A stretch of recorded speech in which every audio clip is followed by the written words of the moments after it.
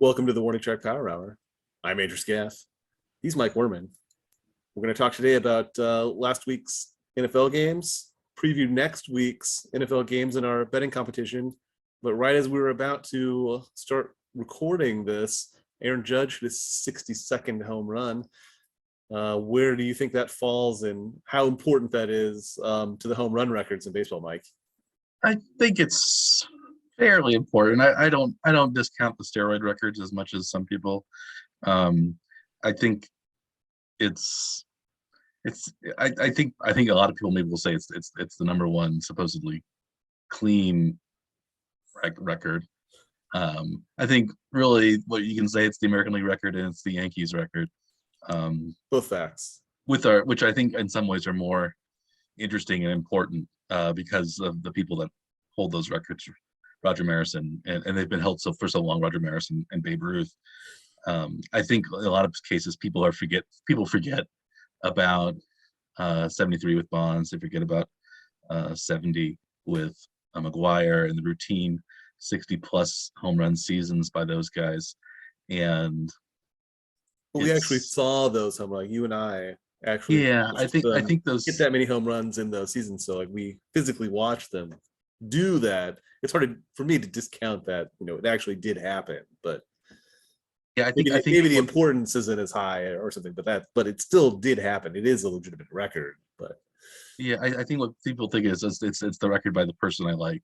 That's true. Of people we like, it's the record. It's the record right now. We don't like what happened in the steroid era, even though we liked it at the time. We feel bad about it, and we just want to say, well, yeah, we discount McGwire and Sosa and Bonds. That home run race really brought people back to baseball after the previous strike had kind of decimated attendance and TV viewership numbers. Yeah, it did, but maybe so shouldn't the same people that discount those records appreciate the record because it did bring people back to baseball? Yeah, those are inconvenient facts that you're supplying, and we'd rather just not deal with them. Just as like we'd rather not deal with the inconvenient records themselves. So, what about Judge's 62nd home run? It did take more than the 154 games that Babe Ruth hit his 60th in. Does that matter? Will there still be an asterisk by this, even though? Well, they removed the asterisk by Maris's record after a while. I think he hit 60 within 154, but he hit 61. It took him a while, I think, to hit 61. Maybe it was the last game of the season he hit 61. And so he tied Ruth, I think, with the 154. And I'm pretty sure that Judge probably tied them with 60 within 154. I'd have to go back and look, but it's real close. Yeah, it seems like it was pretty close. He's been sitting on 61 for a few games, and I think he was sitting on 60 for a few games.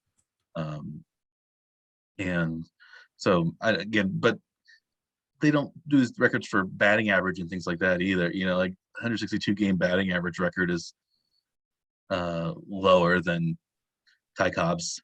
Was he hit 367? Or 424 or something like that. I think he averaged he was 367 over his whole career, but he's like, I think he hit like, I don't know, four something, but it was only 154 games.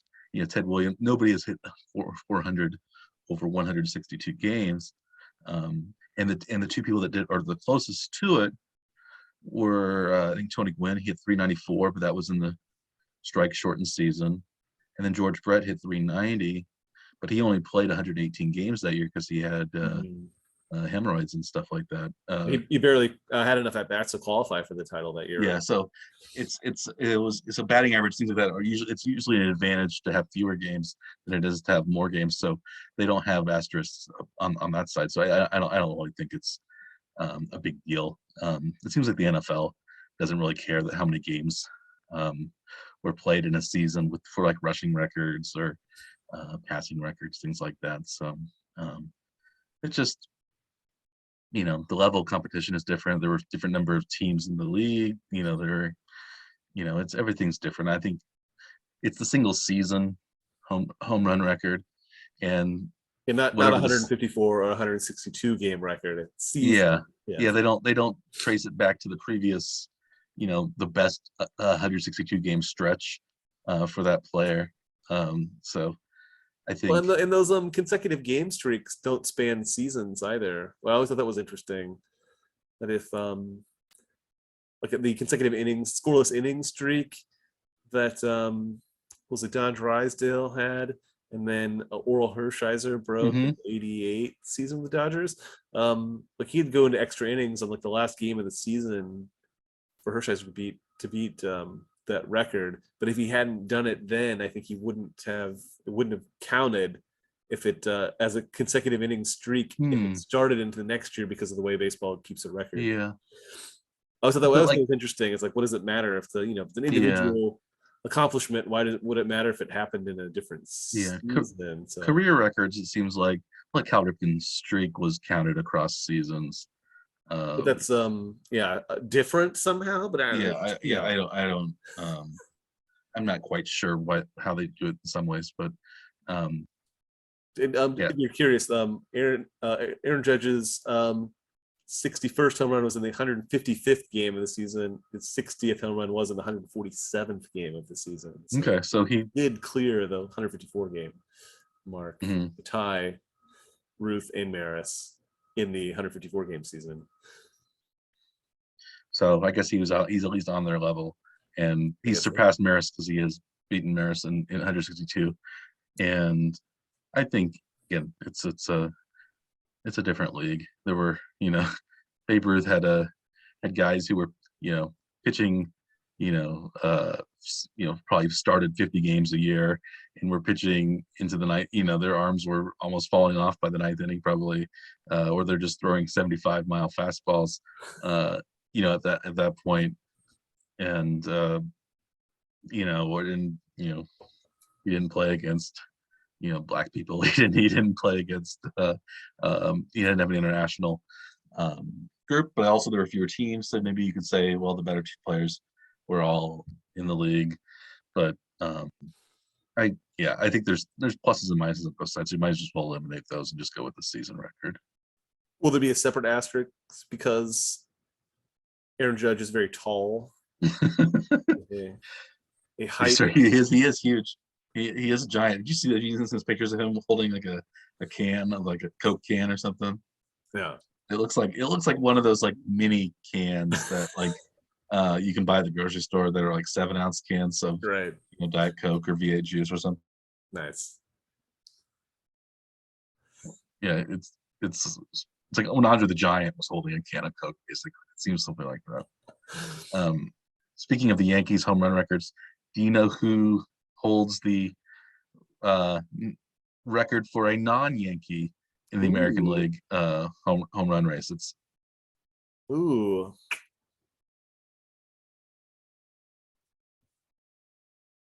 A non-Yankee American League home run leader.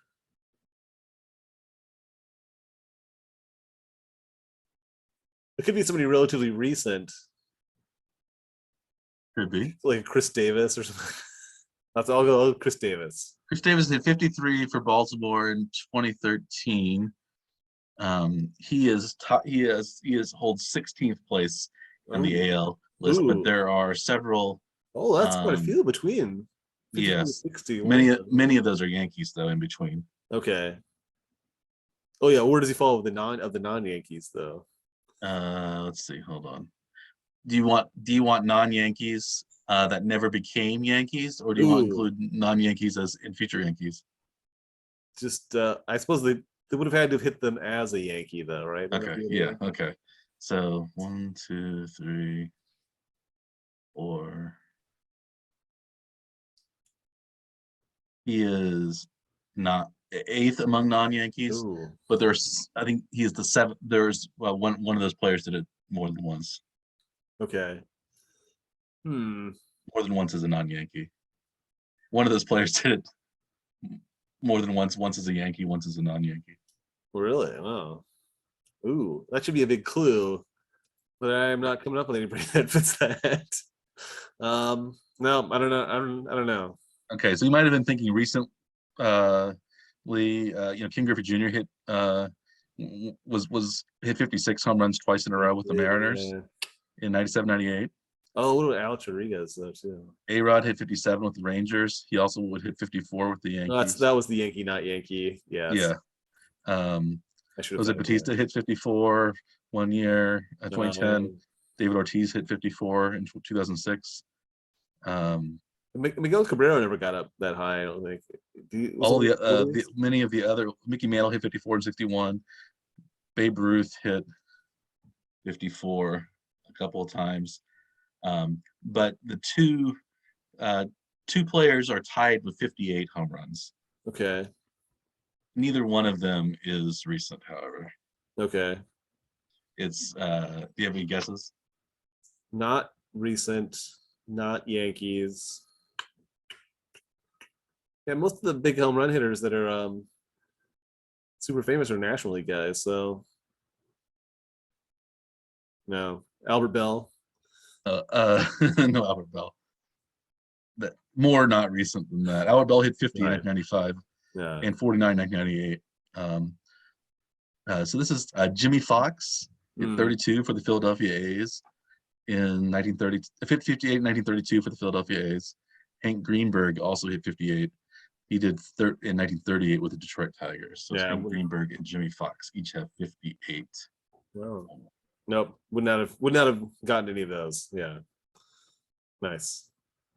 Good question though. You know, the only father and son duo to each hit 50 home runs? Each hit 50 home runs. Well, it's either Griffey's or Bonds, right? Because it's gonna be Griffey's then, right? No. It isn't Griffey's. One was National League, one was American League.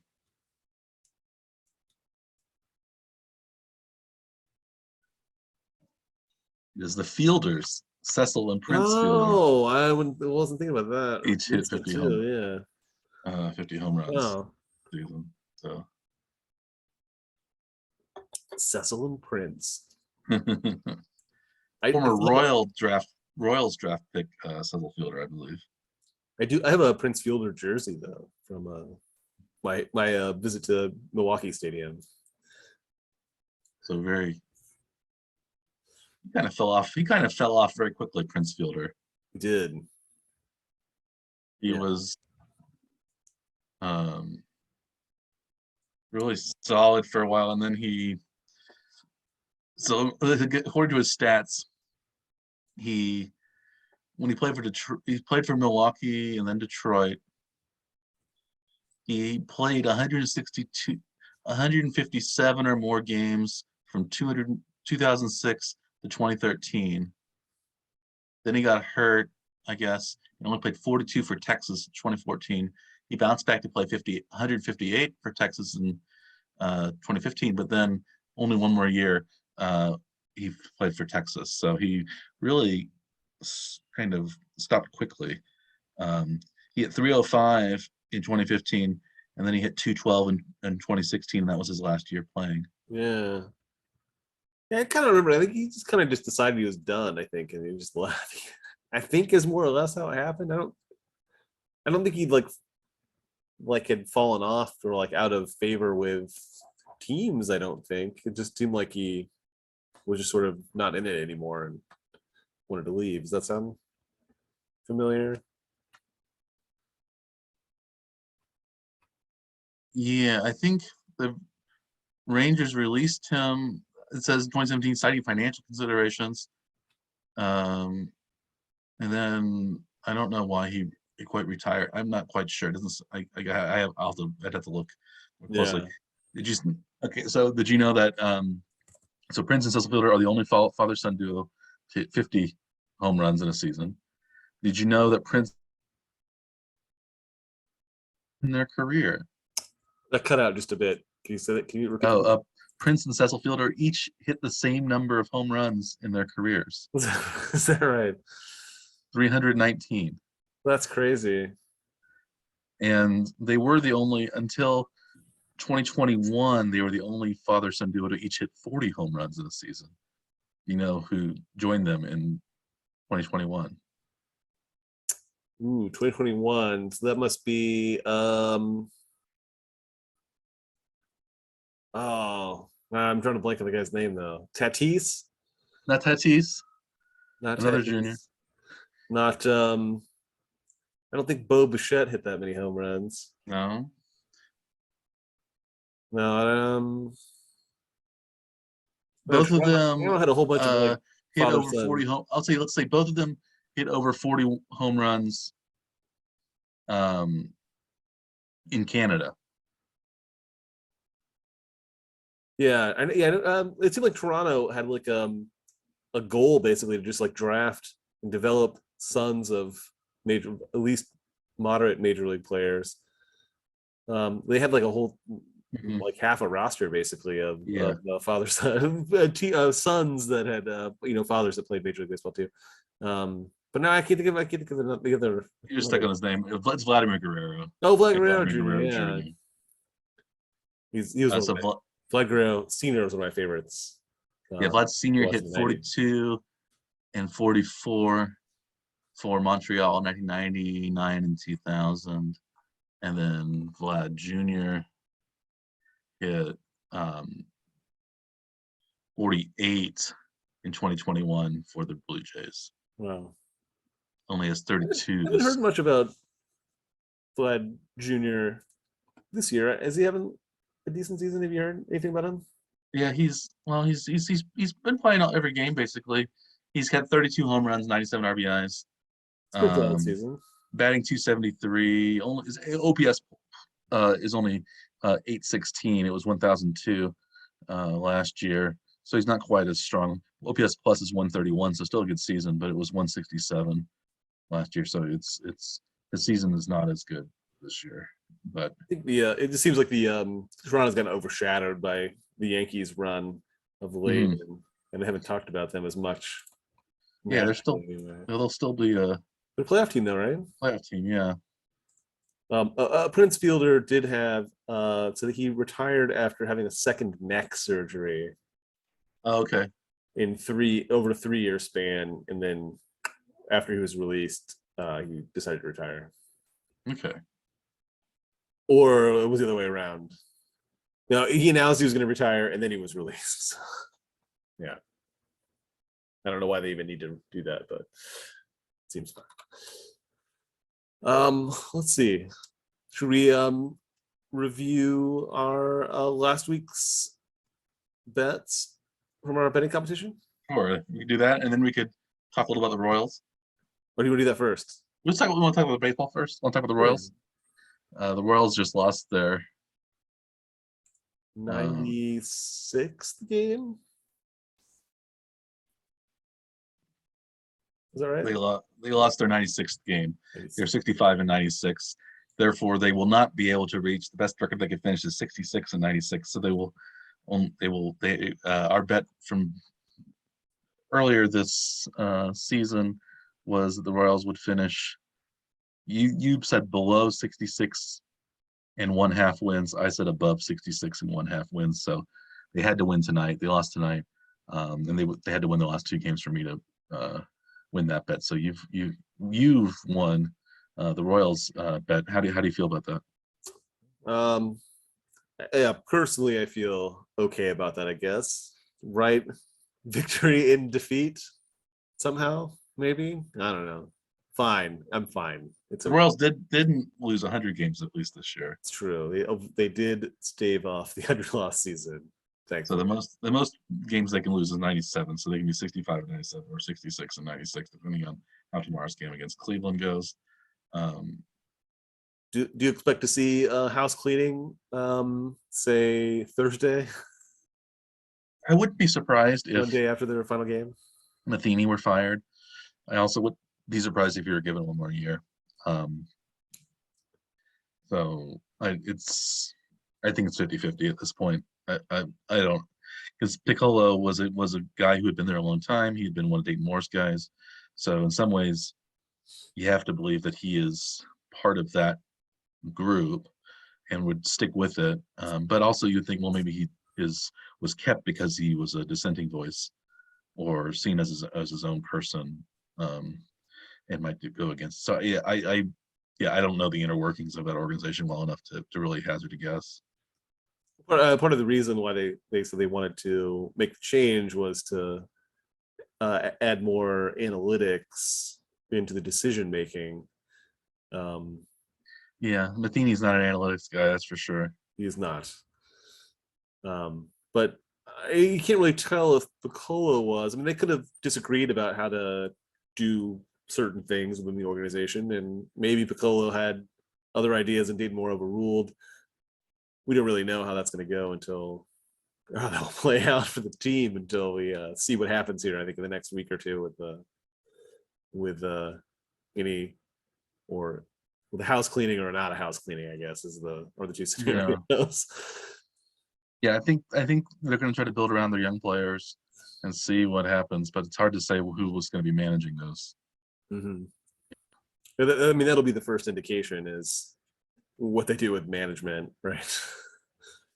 Do you think the change hints in any direction towards building a downtown stadium? Yeah, for sure. That was one of the other major factor I believe that was cited as to why they made the change was that Dayton Moore was opposed to the downtown stadium, and John Sherman, the owner, was interested in a downtown stadium. I think the downtown stadium idea is still quite a bit of a long shot to actually happen because there's so much that has to go right to get that to move to occur. A lot of infrastructure to build in the downtown area to actually put a stadium there. Clearing ground or just deciding on a site even is not necessarily easy. It's about multiple landowners and building owners that would have to go, in on this concept. So yeah, a lot of work to do. Be relocating a large number of people probably. I think the site is relatively unused right now, that they've talked about most, but just the amount of work that would have to be done just to coordinate just the owners of the property. Are they going to do it the same place as Municipal Stadium, or are they? The current, what I've heard is supposed to be the leading location is on the east side of downtown, north of just basically straight east from City Hall. It'd be like 12th Street, just inside the loop. We're inside the loop. Just like right up against the loop on the east side of the north south side of the 29 71, basically where 71 runs south through the city. That's the location that they talked about. The other one I thought was interesting was that they talked about putting a deck on top of I-70 to cover that over, and then the stadium could sit on top of that, which seems even more challenging as of a construction project, at least, to put that much weight on top of a highway system that's already there. That's very cool concept, but I don't know how feasible that actually is from the construction feat that would be required to make that work. They always say because Kansas City is known for its sports architecture, so that's right. You might want to do something impressive. I think the three largest sports architecture firms are in Kansas City. So there is. I'm looking at the satellite map right now. There is kind of an open area. It's mostly parking lots. There is a building or two there, but not. I don't think they're not like high occupancy buildings.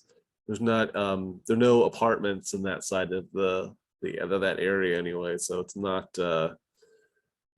One smaller office building that's there, but it's not something that couldn't relocate, I don't think, population wise.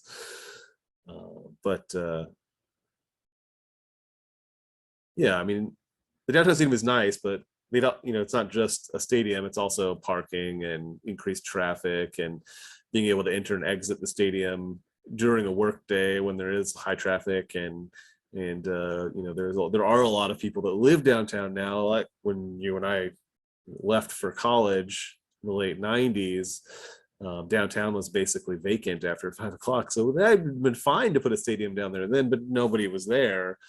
Downtown at that time, but now there's Power and Light. There's the T-Mobile Center for the arena there too. So I mean, there's a lot going on downtown that wasn't going on downtown Yeah, that part of downtown doesn't 20 have a years whole ago. lot to it. There's not like there aren't any because it's kind of empty, but it's a little far from current developments. But I Mhm. guess probably a lot of things would be built closer Right. to it. Because I think they wanted to build it, I think, in a similar fashion to what they've done with the Vegas Raiders park, where it would also be restaurants, apartments, a whole community that would be developed at the same time around the park. So the park isn't just the dead spot on non-game days. They could actually, have activity in that same location all year round, essentially.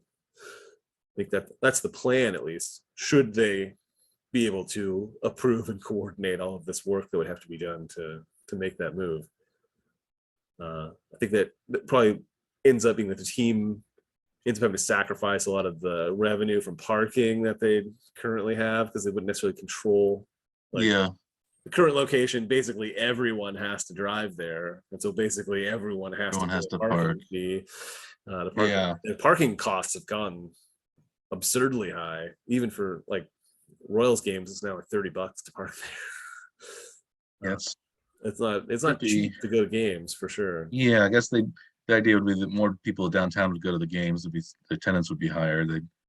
I'm sure they'd Mhm. charge more money for tickets, and it would be a pretty place to see the sky. You can see the skyline and stuff like that. Mhm. Absolutely. Um, yeah, I have mixed feelings. I think where I like Kauffman Stadium currently. I think I don't like tearing down stuff just because you want to tear it down. Yeah. Um, Sort of understand it if it's like in such bad shape that it can't be saved, basically. But but at this point, I think it's almost a historic it's one of the structure. 5 oldest parks in the Yeah, baseball. Yeah, even though it was it's only built in the of 70s. that, and it's that one of the only ones in that kind of mid-century modern Mhm. style that and isn't most of those stadiums have been torn down.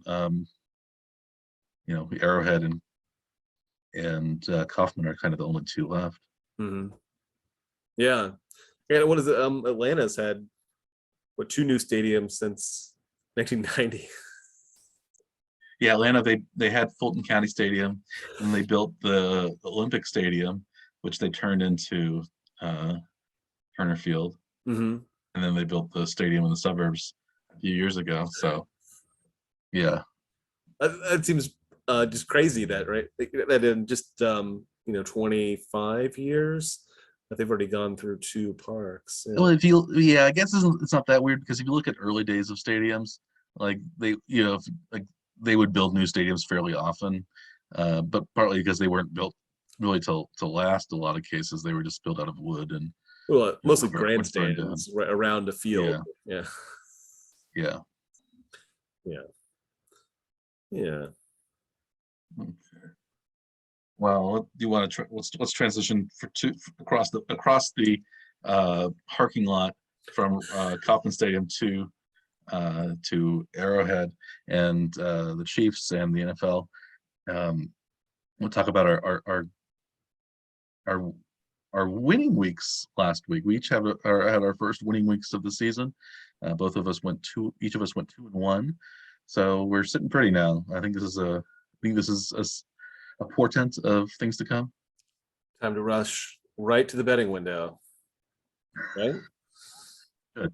Place We're as gonna win many six. bets as we possibly can now from here We're out. gonna win 2/3 of our bets, I think, from now on.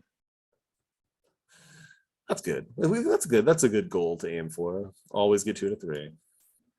You bet. Yeah. One of your winning bets was involved the Chiefs. How'd that go? I had the Chiefs Tampa game at over 45, and they cleared that quite handily. Combining for 72 points? Yes, the Chiefs almost beat that by themselves. Just The Chiefs looked narrowly. really good. 2 safeties off of that. This was probably. Do you think this is the Chiefs' best game of the season so far?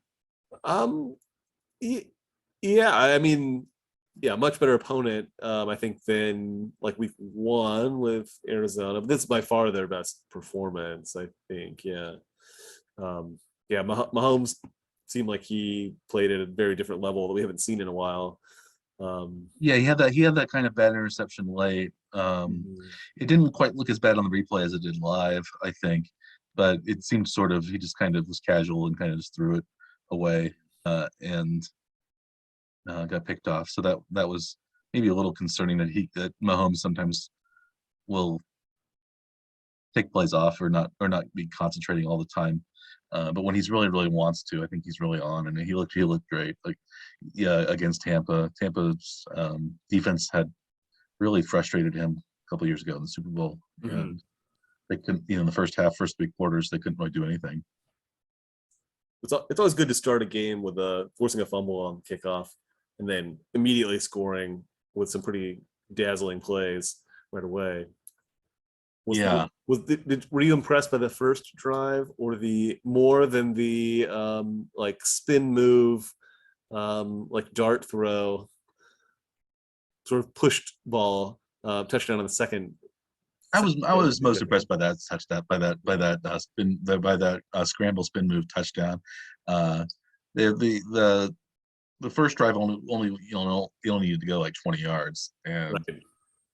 They but seem it to was like be very motivated. it was And clinical, and it was very clinical though the way they did it, and they did in 2 plays, and um, but the Chiefs were also able to drive methodically down the field. They didn't really have any huge gains. They had one 30-yard something past Valdez Scantling, but for the most part, most of their plays were maybe 6, 7, 10 yards gains, and so it showed that they could be methodical, just like they were in Arizona.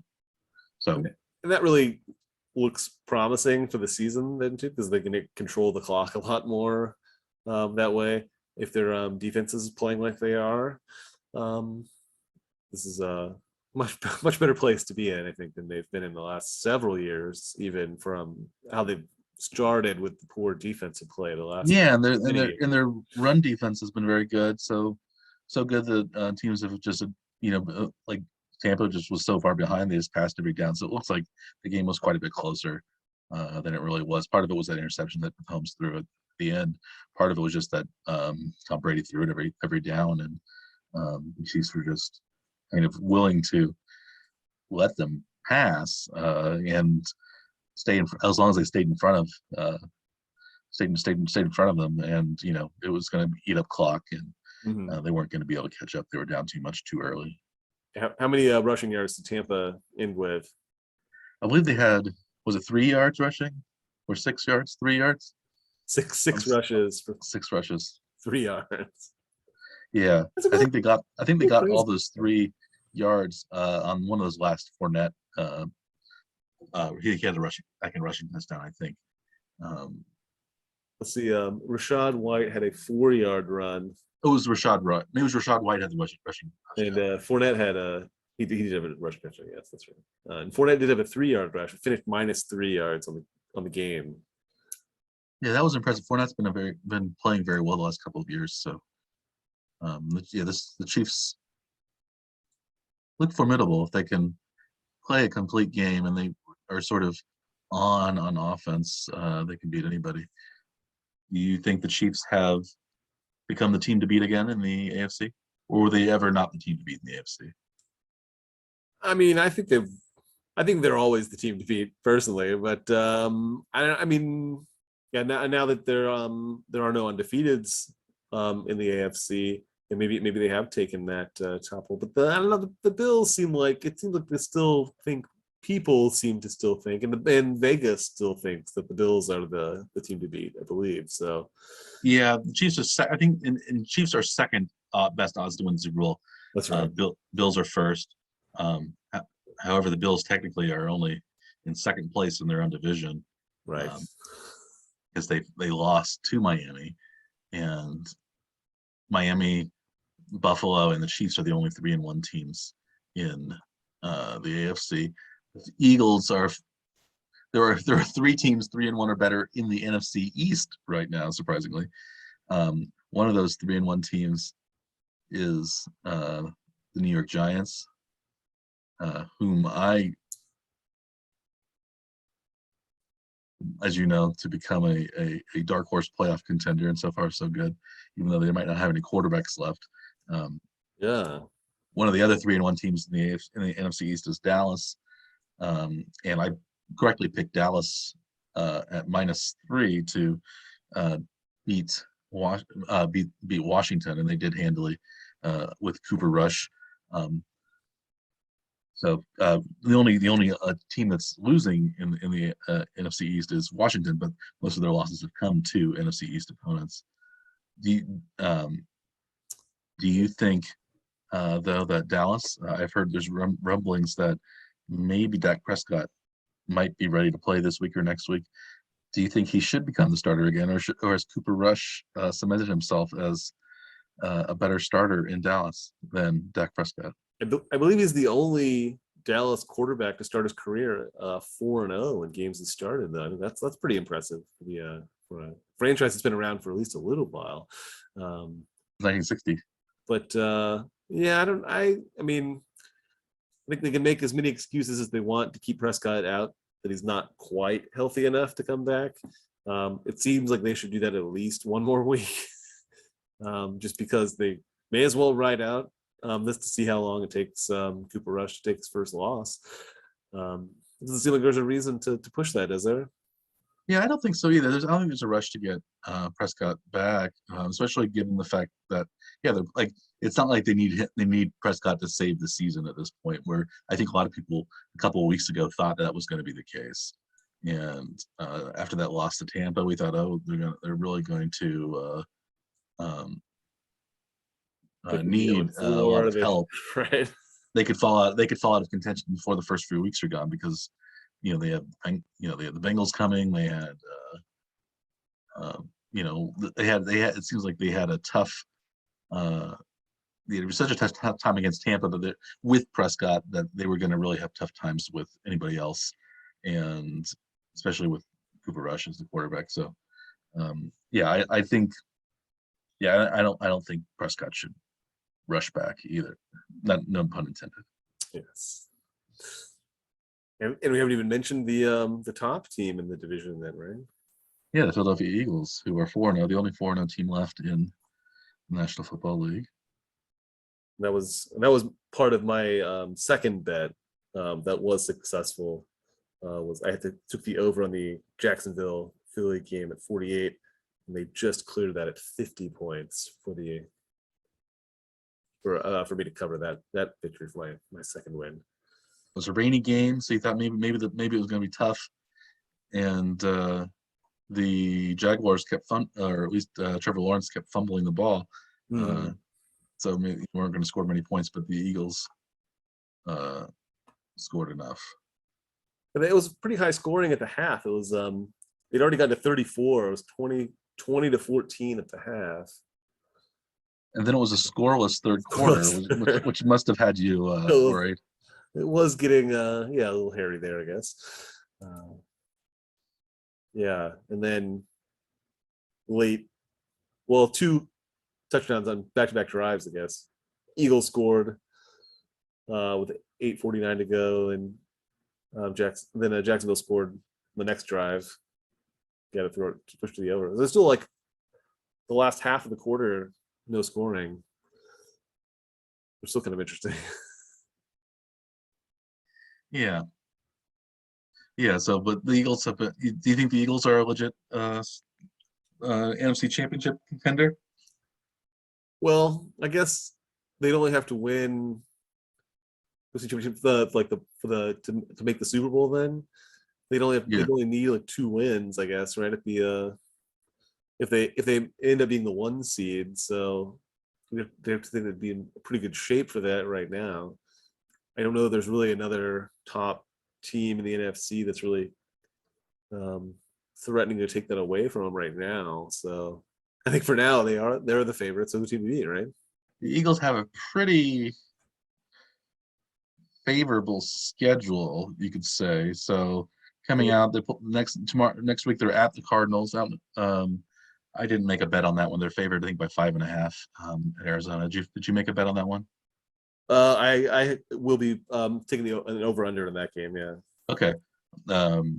Then they play the Cowboys at home, Steelers at home, at Texans, Commanders at home, at Colts, home against the Packers, home against the Titans, at the Giants, at the Bears, at Cowboys, home against the Saints, home against the Giants. So they aren't playing a lot of the juggernaut teams in the NFC. If there are any juggernaut teams, they already played the Vikings. They beat the Vikings, who Hmm. look decent. They haven't played the Packers yet, but they aren't playing. They aren't playing Tampa. They aren't playing the Rams or the 49ers. Hmm. So, but the division is looking a little tougher.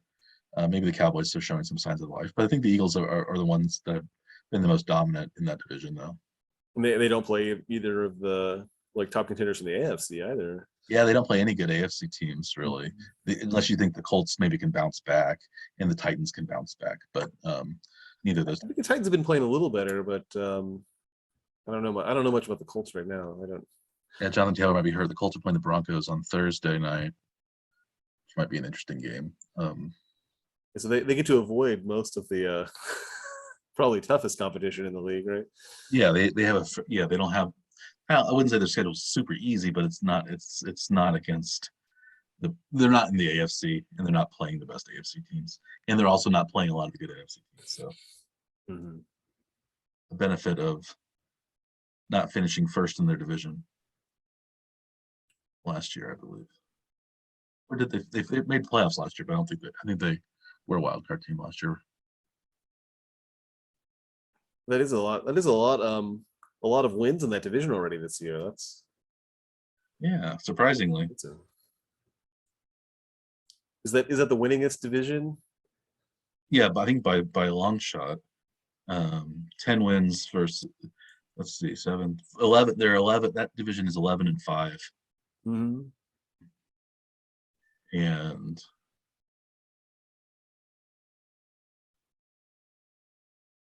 The NFC West, that is all teams are 2-2. yeah, the AFC East has 2 3-1s and a 2-2. They're 9 wins in the AFC East. 9 wins in the West. No, 8 wins in the West. 9 wins in the NFC North. Yeah. So Yeah, that's they're the two wins above any other. +2 on anybody. Yeah, that's pretty impressive. It's early, and I still don't think I don't think the Eagles are that great, but the NFC is theirs for the taking, I think. Yeah, they by far have the largest point differential, but being only 4 games in and having won them all, pretty much guarantees they're going to have that. Yeah, they are the team leading point difference is actually the Buffalo Bills in the NFL. They're +56 Despite taking a loss. by taking a loss. Yeah, the Chiefs are +33. The Jaguars at 2-2 are +38 point differential because they had a blowout. They've had That shutout really helped. shutout against the Colts and then a blowout win against the Chargers and 2 relatively close losses to the NFC teams, Commanders and the Eagles.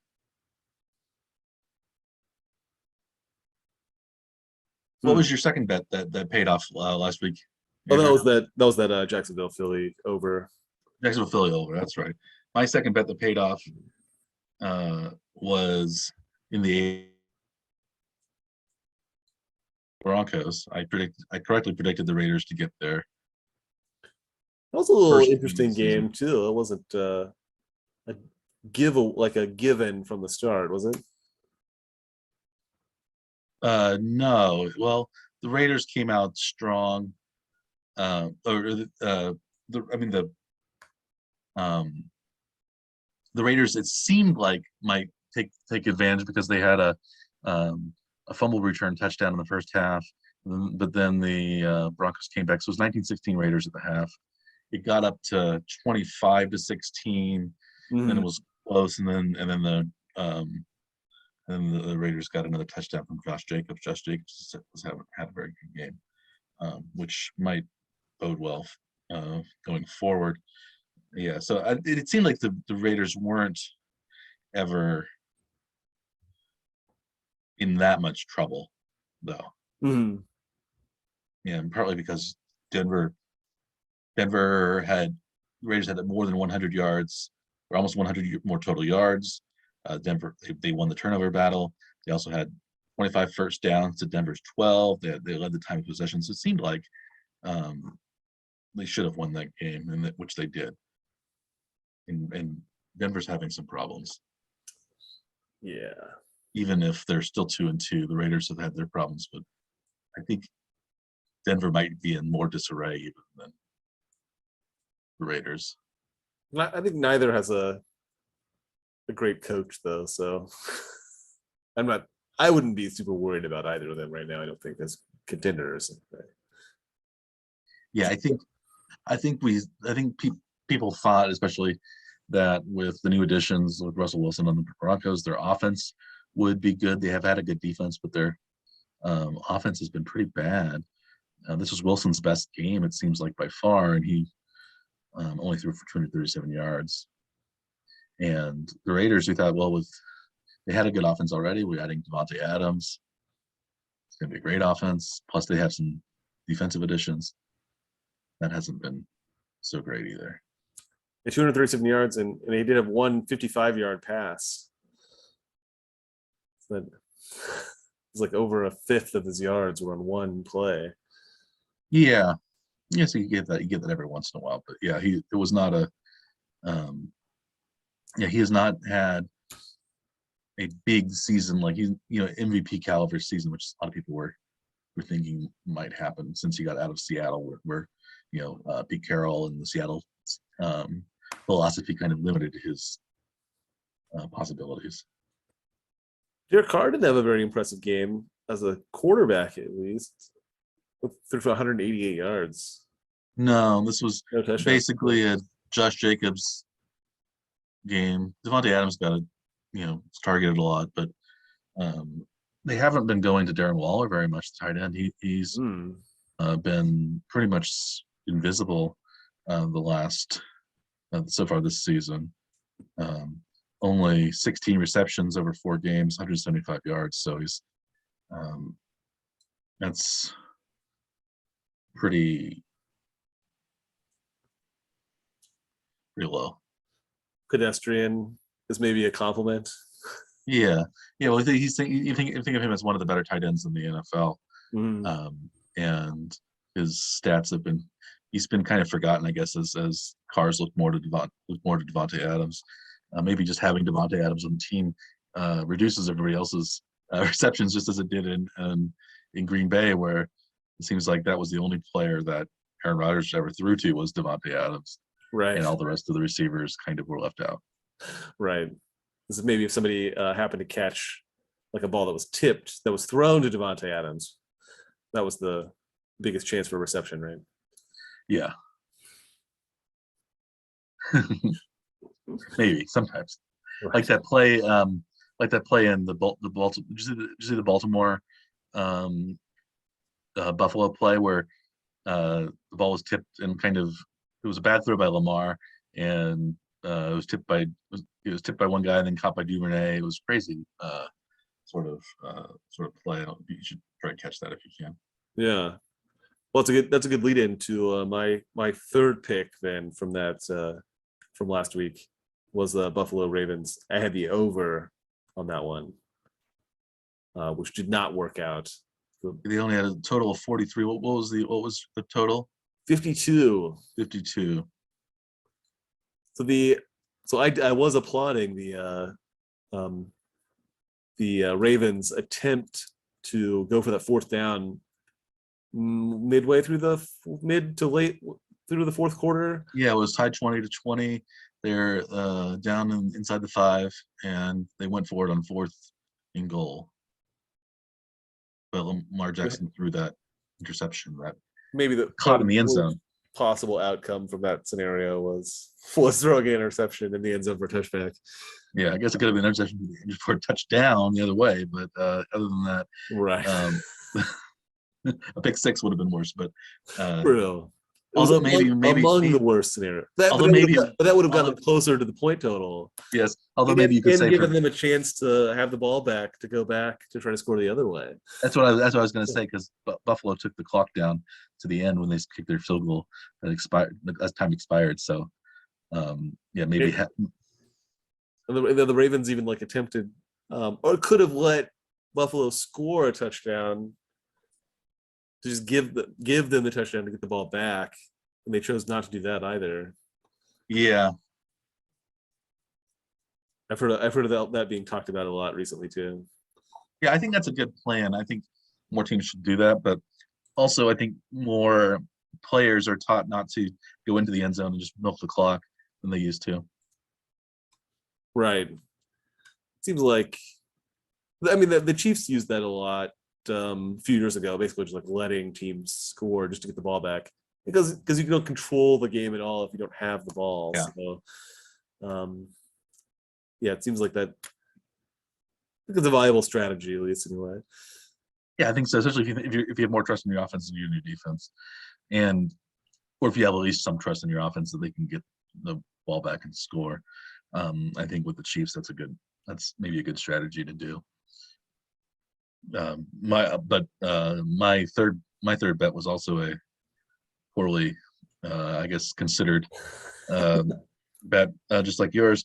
That was the Rams. I thought the Rams were going to beat the 49ers or at least cover the spread. Mm-hmm. And that did not happen. Did not come close to happening. The Rams were kind of manhandled by the 49ers, 24-9. The 49ers seem to have the Rams number in the regular season. They've won, I guess, 7 in a row now against Kyle Shanahan has won 7 in a row against Sean McVay. Do you think the 49? Who do you think is the best team in the NFC West? Is it the 49ers or is it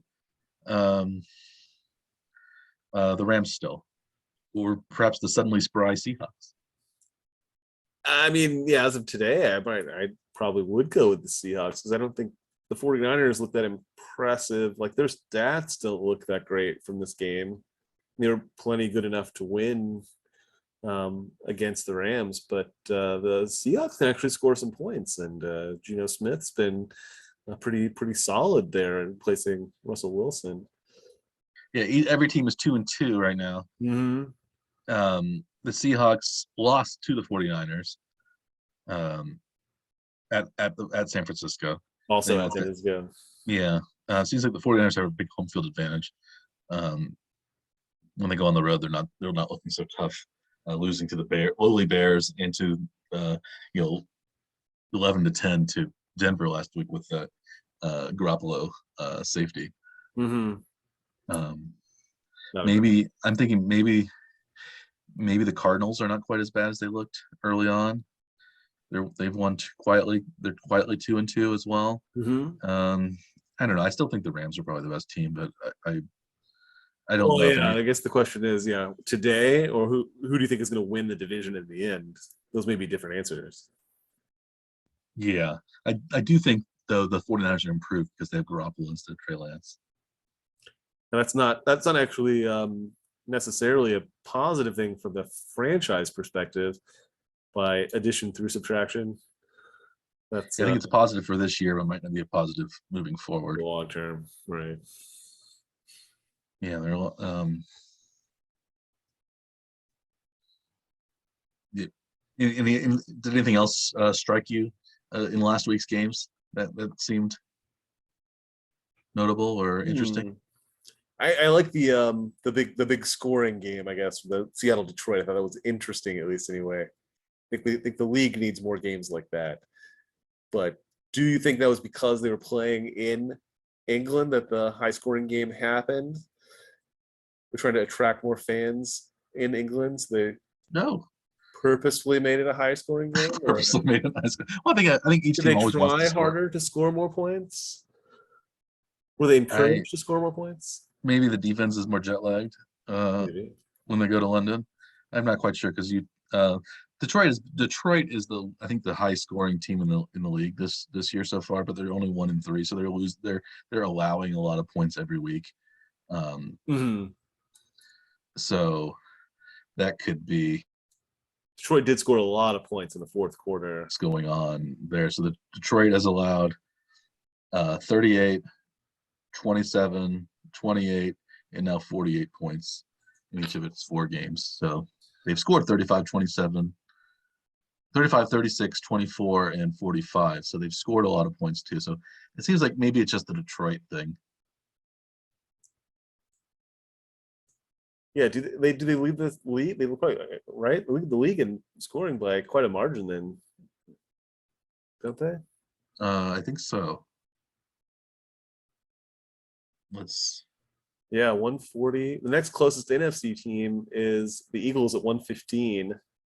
Yeah. The Chiefs are The Chiefs 129. Chiefs are 129. That's the highest AFC team. So they're averaging not quite 3 more points per game than the Chiefs are. That's impressive. But their differential is only 1 point, which would you generally think that they would be that the record is a little bit worse than their actual performance. Yeah, they're behind the Bears, who are 2-2, but it seems like the Bears 2-2 is weaker than even the Lions 1-3. Mm-hmm. Yeah, which team do you think has more hope for the future with the teams they have right now? Bears or the Lions? I think right now it's the Lions, and that's one reason I'm going to bet on. If you want to talk about next, do you want to talk about next week already? Sure. Or should One of my bet. Say our win total. What are our totals now for the season? We're both 2-1 this week, plus $100. Plus $100. I was 3-6 entering this week, so now I am 5-7, minus 200. So had the Rams come through, I would be even right now, but that wasn't that close. Not quite. So not quite that lucky. I just need a couple more 2-1 weeks to get back in the saddle, get back to 500. And I believe one more week like this will be closer. I believe you are 4-8 on the year. 4-8 now, yes. Minus 400.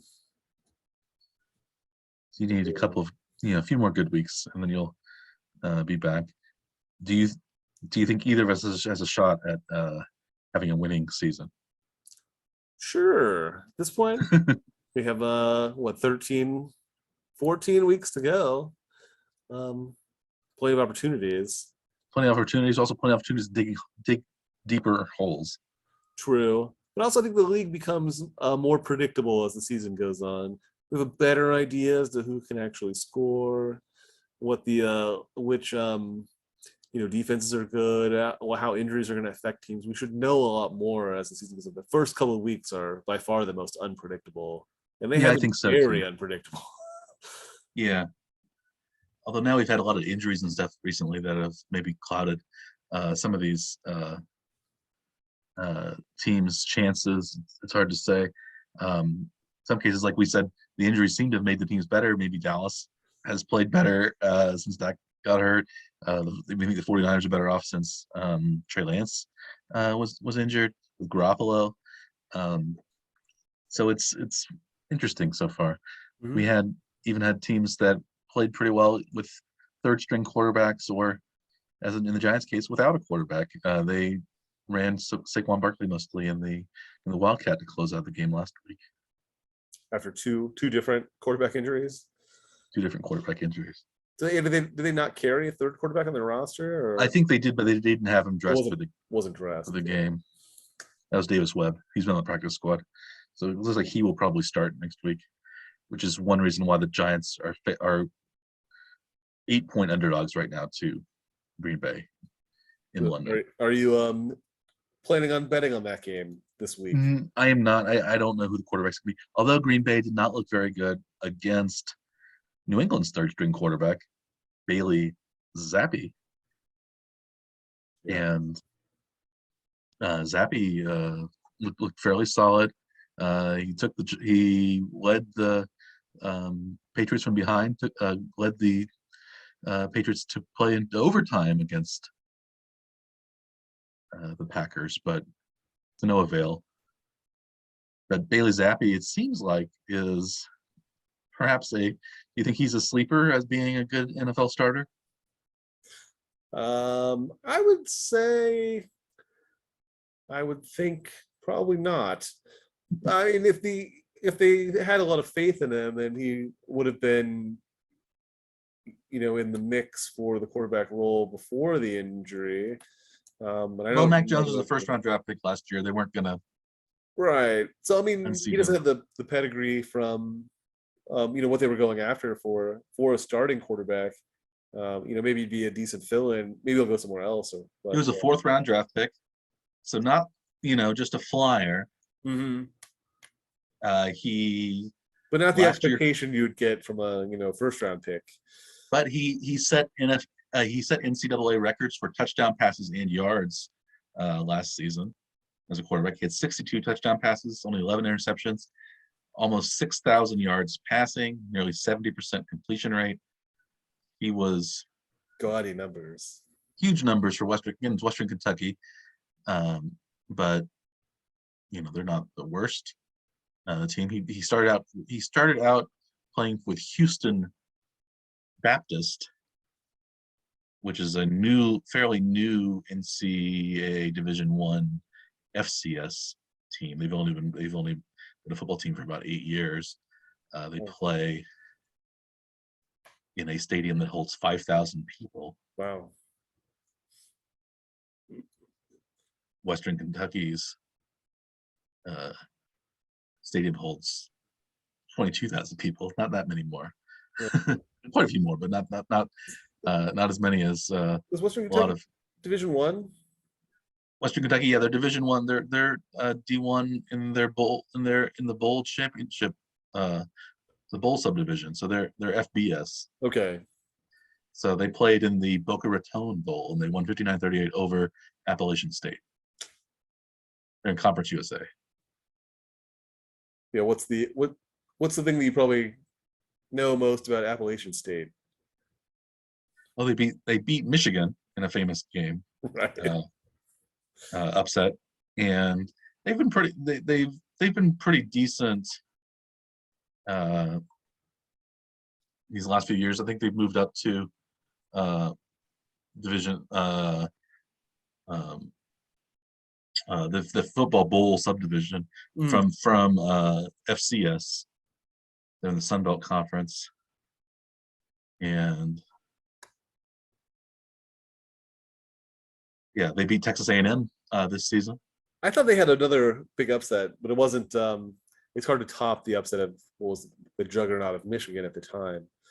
That was one of the more impressive. Yeah. Yeah, that was one of the most famous matchups. 2007. They beat Michigan. Yeah, this year they've beaten Texas A&M. I think they are 2-1 on the season or 3-1 on the season right now. Not bad. They won FCS titles in 2005 through 2007, so they moved up to the bigger bowl subdivision. Do you know where Appalachian State is located? Do you know what state it is in? The state of Appalachia. Is that not where it is? Well, it is in Appalachia. Which of the 50 U.S. states is it? I'll clarify. One of the Appalachians. I'll They're say. Well, if we went to Western Kentucky. No, that's not. That's what they beat. Tennessee. North Carolina, close. Yeah. Not really. Well, I'd say it's only about 20 miles from or 30 miles from the Tennessee border. They're in Boone, North Carolina. Oh. Appalachian State also crushed the Citadel 49-0. Did you know that? No. I think I haven't been following Appalachian State that closely, but going back to Bailey Zappi, even though I think Bailey Zappi might be a sleeper kind of maybe Gardner Minshew-esque level of starting quarterback, I have put I'm going to put my proverbial money against the Patriots this week. They're at home Ooh. against the Lions, who we talked about. The Lions are the highest scoring team in the league. The Patriots favored by 3 points. I think I'm going to take the Lions +3 against New England Interesting. because they can score so many points, and I don't know how many points with their third string quarterback New England can't actually score. He did okay against the Packers. At least part of the game was, well, the whole game was played with the backup, wasn't They started with Hoyer, it? Yeah, who's the backup already, and he had a right. concussion. Mac Jones's ankles seems to be pretty um, severe, so I don't think he'll play this week. So That he played most of the game. Then it looks like. they scored 7 against the Dolphins, 17 against the Steelers, 26 against the Ravens, whose defense seems to be getting worse and worse, and Yeah. 24 against the Packers. Well, the defense they held Buffalo for a lot of the game to not crazy numbers. So I don't quite understand Baltimore this season. It doesn't. They don't seem to make much sense. They've It seems like they should be pretty good, but they've played they've gotten big leads on every they've had the lead in every game they've played, and they had a big lead in 2 of the games they lost. So it's hard to predict. They don't seem to be very bright. I guess maybe in like how they've been. Holding the lead, Right. They've made some mistakes too. Like they could have just taken the lead by kicking a field goal on that 4th and goal play too. Yeah. At least have the lead, but yeah. Did the Ravens figure into your betting this week? The Ravens do not. I don't understand them. I don't want to bet in that area right now. That's not my going way. But I think my first that I'm sticking with what has worked in the past for my random wins that I've gotten, and stick with the Chiefs. And I think I want to take the Chiefs at home are 7-point favorites against the Raiders, and I will bet that they can cover that spread. Yeah, you'd think that they would be able to, given the fact how they played and then last week, and have the capability of playing. So yeah, I don't think that's a bad bet. It's still a big spread. It's a division game. Sometimes those games end up being close. So I shied away from it. But if I had to pick one side, I would pick Chiefs at -7. I do think that they are trying not to take leads for granted right now too, and that seems to be more of a goal, is to just win games and not just do the gentlemanly thing as you've complained about them before. Yeah, it seems like sometimes they Ching. let their foot off the gas pedal, or they are willing to just sort of play through, phone it in towards the end when they're ahead, and sometimes it gets them a little bit closer than the game should be. They've done that several times over the last couple of years. But this season, yeah, it seems like they haven't quite done that. And the way they played against Tampa, it seemed like that also, like they foot on the gas. They're not going to try to let up. I think that's going to be the theme for this season, is finishing games and not putting them at risk after they already have it, in the bag. Yeah. Chiefs -7. But what's your next pick? We're talking again about the 49ers. The 49ers have been very good at home. They haven't been very good on the road, even against kind of lackluster teams. They're favored by 6.5 on the road against Carolina. I think Carolina is somewhat desperate at this point to show anything. I don't think they're very good, but I think maybe they can cover the 6.5. They might even be able to pull off an upset win in Carolina. So it's a cross country trip for the 49ers. It's an early game, I believe. Mm-hmm.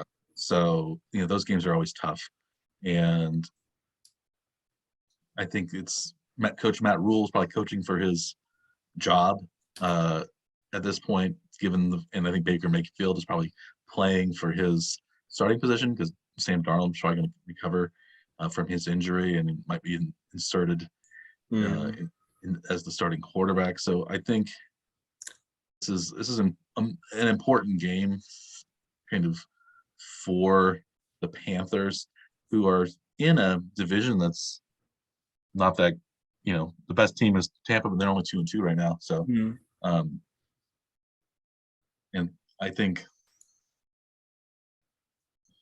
they've had two close losses to the Browns and the Giants, and they lost like to the Cardinals. So I think it's a 4:05 game, so it's an afternoon game, so it's not quite the 1 o'clock game, but I still think, I don't know. I like Carolina here because the 49ers haven't been very good on the road. And it's another potential too for the letdown game after a win against a big division rival. That's true. I always like that kind of logic though too when making picks. Yeah, there's plenty of spot. I don't think, even if the 49ers win, I'm not sure they win by a touchdown because they don't score a ton of points, the 49ers. So I think, I don't know. I like the Panthers here. They have a chance to win, and I think they at least have a chance to cover. Well, what's the over under on that one? The over under is. Oh, there's the game. 39. 39 is the over under. That is low. That seems like one that could stay under, because the 49ers Rams game was only 33. 24-9. Yeah, I can see this as a 2016 game, one way or the other. 20-10 or yeah, even lower maybe, right? Yeah, I hope at least it's within 6.5. Right. Is that so? Would you bet on the under for that? I think if I were going to bet on that game, I would probably take the under on that one. But I'm not. I think I'm going to go back to a well. Again, I'd done well with my second pick. And looking at the Philly Arizona game, another relatively high over under 49.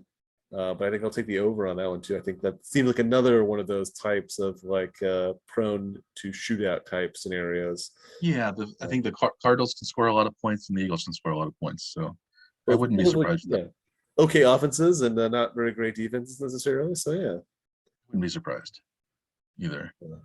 Is that your second pick or your third pick? That's my second. Okay. I like I think.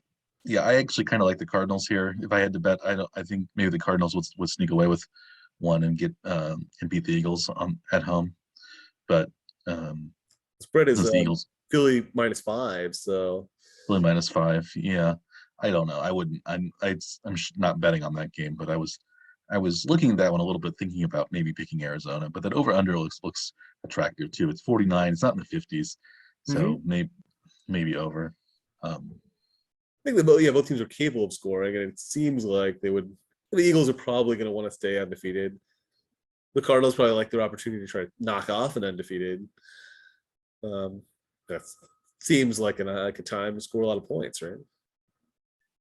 Yeah, I think that's a good. I think I tend all of your bets this season have made sense to me, and like all mine have made sense to me too. Even so, it doesn't necessarily bode well, but I can understand the logic. That's for sure. And that'll be a 3-0 final score. 3-2 maybe. Well, you went over on your. My third bet is an under. Okay. And it's in one of the games that I probably find the least interesting on the whole of the whole slate of games. And that is the Seahawks at the Saints. Ooh. Sounds exciting. Yeah, 2-2 Seahawks at the 1-3 Saints, and there was an over under of that game at 46, and I'm betting the under on that. I could see a defensive struggle here. The Seahawks did explode for a lot of points last week, but in London against the Lions, I don't think Geno is a quarterback that can lead a high-powered offense. Really, I think he's going to come back to earth. and I think the Saints have a strong defense, and they've been playing close games and losing them, but not allowing terrible number of points either. So I think um, I think we're primed for an under here, especially I think also maybe Jameis Winston's not going to play again, and Andy Dalton's going to be the quarterback. So for the Saints, maybe some Taysom Hill as well. So I like the under here, maybe a 24-17 type of game. You're not going to bet on New Orleans because of Taysom Hill? That seems surprising to me. No, I'm not. I'm still very anti Taysom Hill, although at least he's not been that kind of seen as a potential starting quarterback the last year or two. So, but I'm still not a fan of paying a ton of money for somebody like Taysom Hill, who's a serviceable player but not an elite player. Not top tier quarterback money for probably a second tight end. Yeah, or even not top wide receiver money for a pretty good tight end or a solid wildcat quarterback, something like that. Mm-hmm.